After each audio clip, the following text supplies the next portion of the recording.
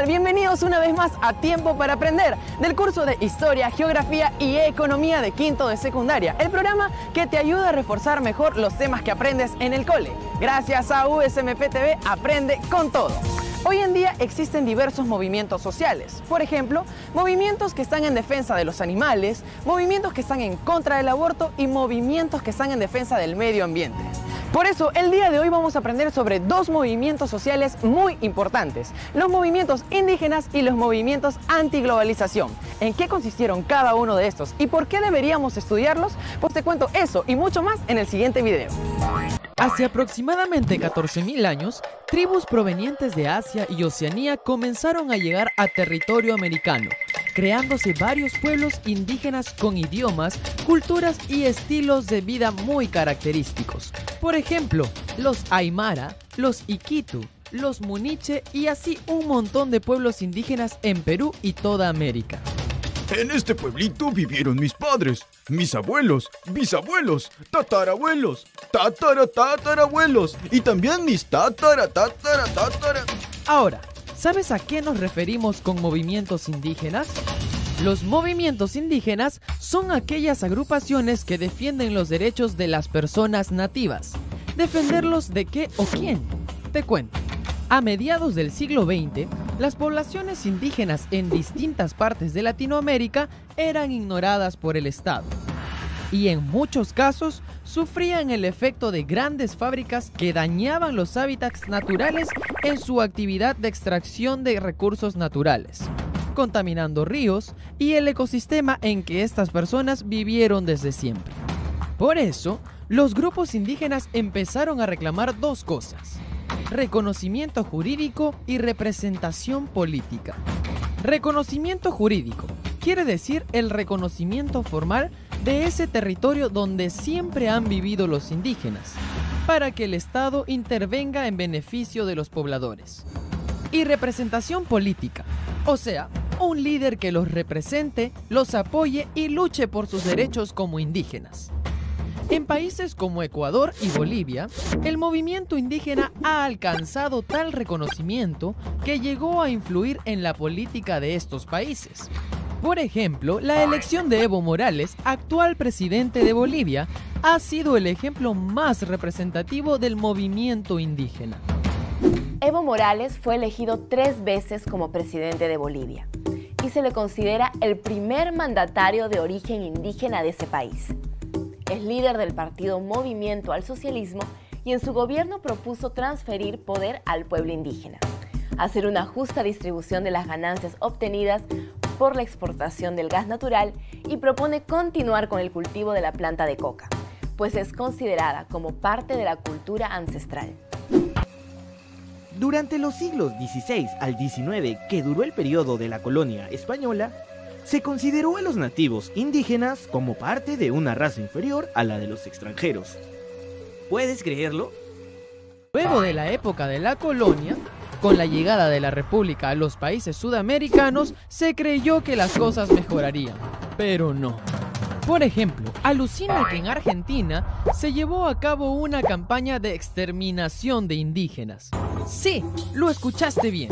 Exterminación de indígenas liderado por el general Julio Argentino Roca.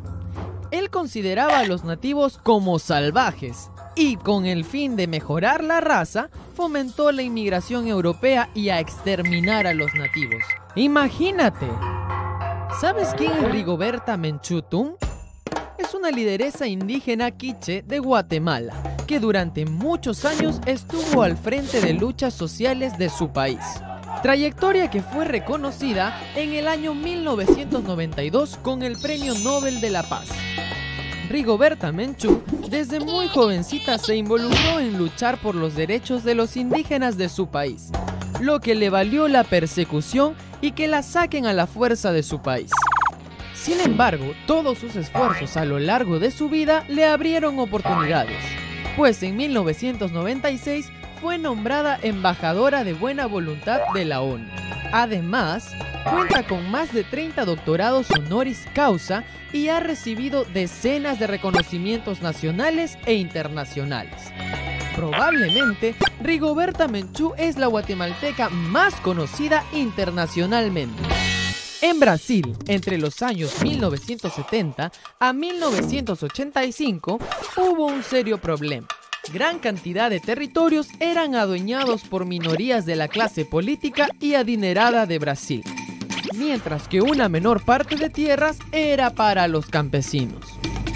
Esta injusticia impulsó la creación del movimiento de los trabajadores rurales sin tierra, donde los pequeños campesinos de todo el país se organizaron para reclamar y luchar por una justa repartición de tierras.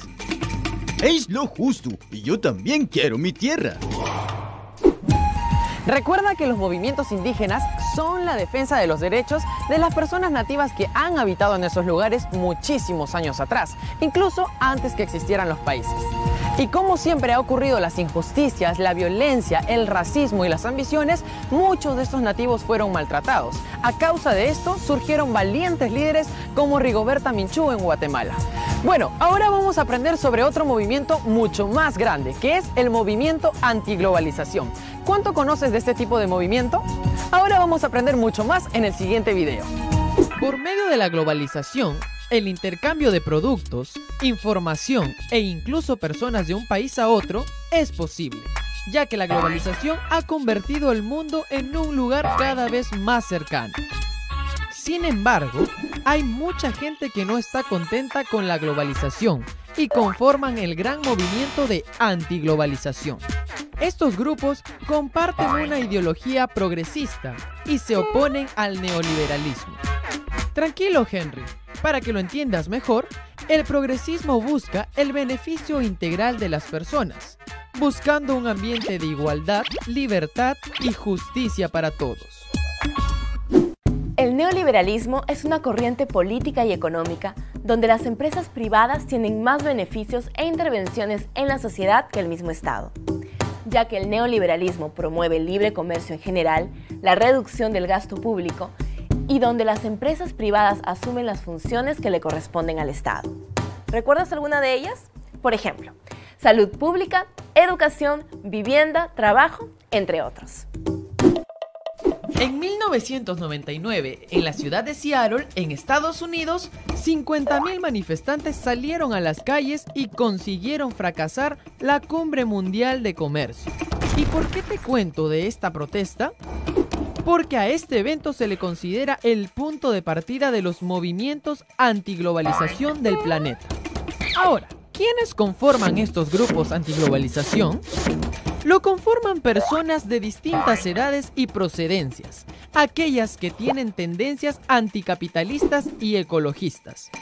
Por supuesto, también están incluidos pacifistas, indigenistas, feministas, animalistas, etc.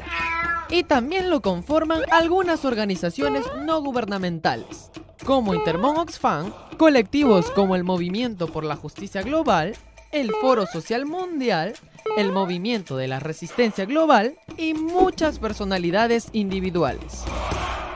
A partir del año 2001, los principales grupos antiglobalización se reúnen una vez al año en el Foro Social Mundial. Este foro es un espacio de encuentro de reflexiones, formulación de propuestas, intercambio de ideas y debates sobre el neoliberalismo, el imperialismo y el dominio del mundo por el capital. Ahora es tu turno. ¿Qué exigían las poblaciones indígenas del siglo XX? Reconocimiento jurídico y representación política. Intervención de las empresas privadas.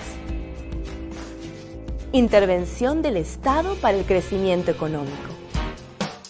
Desde la época de la conquista, muchos grupos indígenas habían sufrido maltratos y persecución. En la época de la República, las cosas no mejoraron mucho. Por eso surgió la necesidad del reconocimiento jurídico y líderes que defiendan los derechos de los indígenas. ¿En qué consiste el neoliberalismo? Total autoridad del Estado para intervenir en la economía del país. Corriente política y económica con mayor intervención de las empresas privadas. Aumento del gasto público en salud, vivienda y educación. El neoliberalismo consiste en otorgar mayor libertad a las empresas privadas para realizar sus funciones comerciales y donde el Estado disminuye la inversión en el gasto público. ¿De qué están en contra los movimientos anti-globalización? A la contaminación ambiental e impacto a la ecología, al abuso de autoridad de las empresas privadas, a las consecuencias económicas del neoliberalismo. Los movimientos anti-globalización tienen tendencia anticapitalista y neoliberalista, porque consideran perjudicial que las empresas privadas tengan mayor libertad y control de la economía que el mismo Estado. Hoy aprendimos que 1. Hoy aprendimos que se les llama indígenas o nativos a las personas que habitaron hace miles de años algún territorio, muchísimo antes que se crearan los países. Por ejemplo, en Sudamérica habitaron personas provenientes de Asia y Oceanía aproximadamente 14.000 años atrás. Por eso a estas personas se les conoce como indígenas. 2. Los movimientos indígenas surgieron en el siglo XX con el propósito de defender sus derechos, obtener reconocimiento jurídico y representación política. Y en Sudamérica, los líderes indigenistas más importantes son Rigoberta Menchú de Guatemala y el actual presidente de Bolivia, Evo Morales. 3. En Brasil, la mitad del territorio pertenecía al 1% de la población, lo cual motivó a miles de campesinos a crear el movimiento de los trabajadores rurales sin tierra. Su lucha trajo resultados, creándose políticas públicas que benefician a los más pobres. 4. En Argentina se vivió una cruel persecución de indígenas por parte del general Julio Roca en 1878. Según el pensamiento político elitista de la época, consideraban a los nativos como una raza inferior. Por eso se emprendió la exterminación de nativos y se fomentó la inmigración de europeos. 5. Los movimientos antiglobalización se oponen a las consecuencias económicas del neoliberalismo y comparten una ideología progresista.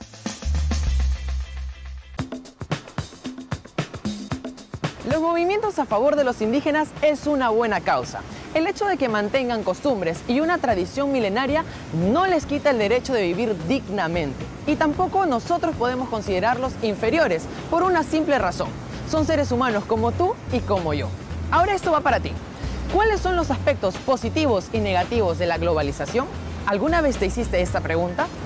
Bueno, la globalización es un hecho inminente, o sea que va a ocurrir sí o sí, ya que es un aspecto de desarrollo económico y social. Pero la globalización también tiene otro rostro, y como siempre digo, averigua, pregunta y saca tus propias conclusiones. ¿Sabías que? Según el Ministerio de Cultura, actualmente se tienen registrados 55 pueblos indígenas en todo nuestro país. Sí, y de todas ellas hay 21 lenguas nativas en peligro de extinción, pues van quedando muy pocas personas que usen estos idiomas nativos. Por otro lado, en 1975 se reconoció al quechua y al castellano como lenguas oficiales del Perú. Ahora ya lo sabes. Actualmente existen muchos tipos de movimientos y organizaciones dedicadas a defender diversas causas. De hecho, que hay movimientos que merecen la pena apoyar, como aquellos que luchan contra el maltrato de los animales o porque hay una mejor distribución de los alimentos en los pueblos de nuestro país. Espero que el capítulo de hoy te haya ayudado a comprender mejor sobre los dos movimientos más representativos de Sudamérica. No te olvides de chequear nuestra página de Facebook, Sácate un 20 y nos vemos en una próxima, solo por aquí. Tiempo para aprender por USMP TV, aprende con todo. ¡Chao!